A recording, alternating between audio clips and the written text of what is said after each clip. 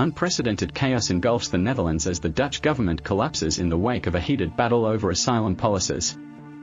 Prime Minister Mark Rutte's resignation shakes the nation, triggering fresh elections and intensifying the divide. Welcome to Slant News. If you want to support, you can subscribe to our channel. The Dutch government has collapsed due to a disagreement among coalition parties regarding asylum policies, according to Prime Minister Mark Rutte. Despite crisis talks chaired by Rutte, the four parties failed to reach an agreement.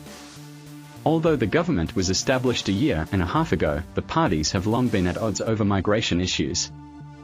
Reports from local media suggest that fresh elections will likely be held in November. Rutte's conservative VVD party had sought to restrict the influx of asylum seekers, following a dispute last year over overcrowded migration centres. However, his plans faced opposition from his junior coalition partners. During a news conference on Friday evening, Rutte confirmed the government's collapse after an emergency cabinet meeting. He announced his intention to submit his resignation to King Willem-Alexander on Saturday. Nonetheless, Rutte stated that the ministers would continue their duties as a caretaker cabinet until the new elections. In the Netherlands, the number of asylum applications increased by over a third last year, surpassing 47,000. Government figures projected approximately 70,000 applications for 2023. This week, Rutte attempted to push through a plan that included a monthly cap of 200 relatives of war refugees allowed entry into the country. However, his junior coalition partners, the Christian Union and the socially liberal D66, strongly opposed this proposal. Mr. Rutte described the decision to resign as very difficult and stated that the differences in views between the coalition partners were irreconcilable. He acknowledged that all parties made significant efforts to find a solution, but the migration issue proved insurmountable.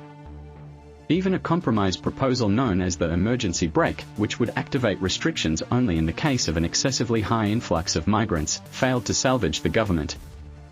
The four parties decided that they cannot reach an agreement on migration, said Tim Kuijten, spokesperson for the Christian Union.